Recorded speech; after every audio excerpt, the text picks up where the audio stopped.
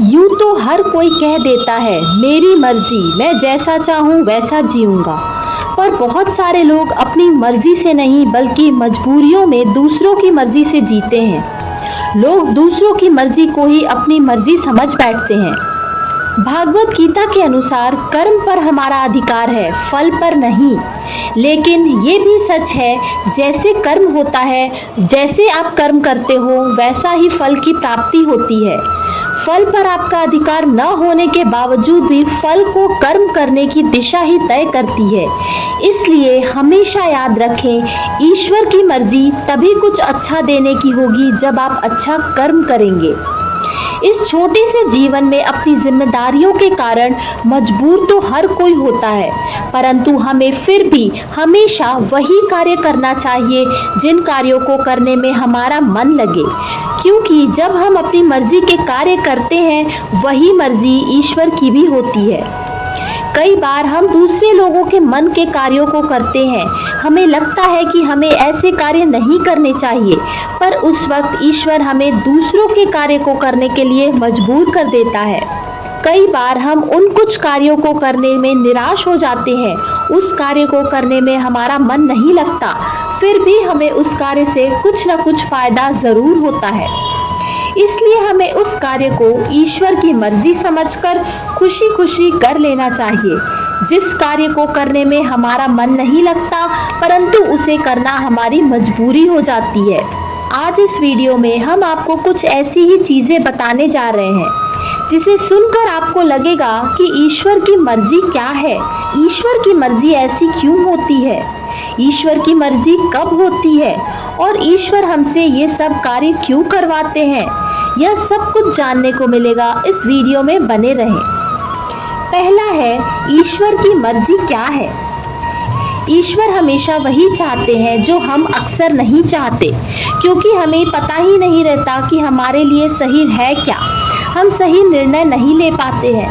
हमें नहीं पता रहता कि हम इस निर्णय को लेकर इस कार्य को करना प्रारंभ करेंगे तो इस कार्य में कितना नुकसान या फायदा होगा।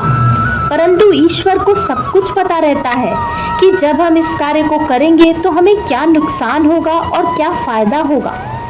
यही कारण है कि कई बार ऐसा पल आता है जब हमें किसी कार्य को करने के बाद नुकसान होने की संभावना रहती है।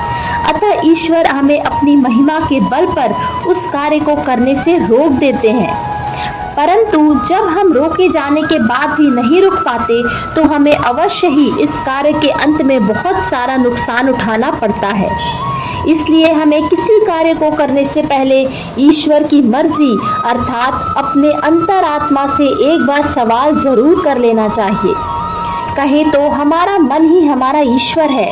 हमारा मन हमें हमेशा कुछ गलत होने से पहले एक संकेत जरूर देता है, परंतु हम उस संकेत को कभी कभी समझ ही नहीं पाते।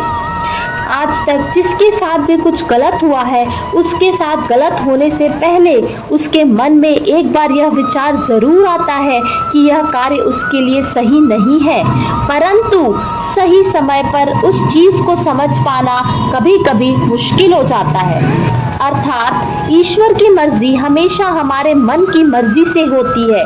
जब हमारा मन खुश रहता है तो हमारा मानना होता है कि ईश्वर की मर्जी होगी, इसी कारण आज हम खुश हैं। जब हमें किसी कार्य के पश्चात दुख होता है तो हमें यह महसूस होता है कि शायद ईश्वर की मर्जी नहीं थी, जिसके कारण आज हम दुखी हैं। अर्थात इसका मतलब यह है कि हम जो भी कार्य करते हैं हमें उसे ईश्वर की मर्जी समझकर हमेशा ही खुश रहने की आदत डाल लेनी चाहिए। यह एक साधारण सा मामूली सा जीवन है और प्रत्येक जीवन में सुख दुख आना एक नियम ही है। इसलिए जब भी हमें सुख और दुख मिलते हैं हमें उस समय को धैर्य के साथ ईश्वर की मर्जी समझकर गुजार लेना चाहिए। हमारा भाग्य ईश्वर द्वारा पहले ही अपनी भाग्य रूपी पुस्तक में लिखा हुआ है, अतः इसे हम चाह कर भी बदल नहीं सकते, परंतु हम अपने जीवन में कर्मों को सही ढंग से जरूर कर सकते हैं। दूसरा है, ईश्वर की मर्जी ऐसी क्यों होती है। ईश्वर की मर्जी हमेशा वह होती है जिस चीज़ की आवश्यकता हमें होती है। हम जिस चीज़ को देखकर आकर्षित हो जाते हैं और उसे अपना बनाना चाहते हैं, भले ही हमारे लिए उपयोगी ना हो, परंतु ईश्वर की मर्जी सिर्फ अच्छी उपयोगी चीज़ों को हमें दिलाना होता है। भले ही ईश्वर की मर्जी हमें पसंद ना हो, परंतु उसकी मर्जी हमारे लिए ज़रूर उपयोगी और फायदेमंद होती है। ईश्वर आपको वो नहीं देता जो आपको पसंद हो, ईश्वर आपको वो देता है जो आपके लिए सही हो। कभी कभी हमें वह चीज़ भी पसंद आने लगती है जो हमारे लिए उपयोगी नहीं होती है, और जब वह चीज़ हमें मिल जाती है तो हम उसे ईश्वर की मर्जी समझते हैं कि उसने हमें यह चीज़ दिला दी। लेकिन जब कोई बुरी चीज़ हमें पसंद आ जाती है और ईश्वर की मर्जी से वह हमें नहीं मिल पाती तो हम अत्यधिक दुखी हो जाते हैं, परंतु हमें यह समझ नहीं आता कि वह चीज़ हमारे लिए हानिकारक है। भगवान सबके लिए एक समान होते हैं, इसलिए वे उस चीज़ को हमें नहीं दिलाते हैं, परंतु कुछ लोग अपनी ज़िंदगी के साथ खेलकर भी उस चीज़ को हासिल कर लेना चाहते हैं। तो यहाँ पर ईश्वर भी एक कदम पीछे हट जाते हैं और उस व्यक्ति को वे बुरी चीज़ दिला देते हैं जो उसके लिए नुकसानदायक हो। इसलिए हम वहाँ पर अपने मन को नियंत्रित नहीं कर पाते और हम किसी तरह उस नुकसानदायक चीज़ को हासिल कर लेते हैं, परंतु बाद में पछताना सिर्फ हमें ही पड़ता है। हम जिस चीज़ को पाना चाहते हैं, भले ही उस वक्त ईश्वर की मर्जी उस चीज़ को दिलाने में ना हो, परंतु वक्त के साथ ईश्वर भी वे हर चीज़ दिलाना चाहते हैं जिसकी हमें सच में आवश्यकता है। इसलिए हमें ईश्वर पर हमेशा विश्वास रखना चाहिए और उसकी मर्जी पर हमेशा गर्व करना चाहिए। ईश्वर हमेशा ही अपनी मर्जी के साथ हमारे जीवन में हमारे सहयोग में रहते हैं। वे कभी उस चीज़ को नहीं दिलाएंगे जो आपको पसंद हो पर आपके लिए सही ना हो। तीसरा है, ईश्वर की मर्जी कब होती है। किसी कार्य को हमारे द्वारा करने में ईश्वर की मर्जी सिर्फ तब होती है जब हमें उस चीज़ की आवश्यकता होती है। ईश्वर भी उस कार्य को हमारे हाथों करवाता है और हमारा मन उस कार्य को करने के लिए तैयार हो जाता है, यानी कि हमारी आवश्यकताएं पूरी हो जाती हैं। अर्थात जब हम किसी कार्य को करना चाहते हैं तभी ईश्वर भी उस कार्य को अपनी मर्जी से हमें करवा पाता है। कुछ कार्य ऐसे भी होते हैं जिन्हें करने की हमारी मर्जी तो नहीं होती, पर ईश्वर अपनी मर्जी के द्वारा हमसे करा लेते हैं। वह कार्य हमारे लिए लाभदायक हो या हानिकारक, परंतु उन्हें हम कर ही लेते हैं। हमें प्रत्येक कार्य को ईश्वर की मर्जी समझकर सफलतापूर्वक करना चाहिए। हम भले ही किसी कार्य को करने में असफल रह जाएं, इसलिए हमें प्रत्येक कार्य के परिणामों को ईश्वर की मर्जी समझकर खुश भी रहना चाहिए। हमारा मन ही ईश्वर की मर्जी है। जब हम किसी कार्य को करना चाहते हैं तो उस कार्य को करने में, और जब हमारा मन किसी कार्य को करने से मना कर देता है, यह सब ईश्वर की मर्जी से होता है। ईश्वर हमसे कार्य क्यों करवाते हैं?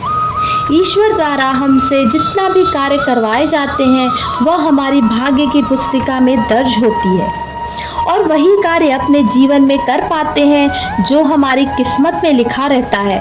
ऐसा कई बार होता है कि हम अब मेहनत तो करते हैं किसी और लक्ष्य को पाने के लिए, परंतु हासिल कुछ और हो जाता है। इसलिए हमें प्रत्येक कार्य को प्राप्त करने पर खुश होना चाहिए, क्योंकि ईश्वर की मर्जी ही होगी उस लक्ष्य को हम तक पहुंचाने में और हमें उस लक्ष्य तक पहुंचाने में।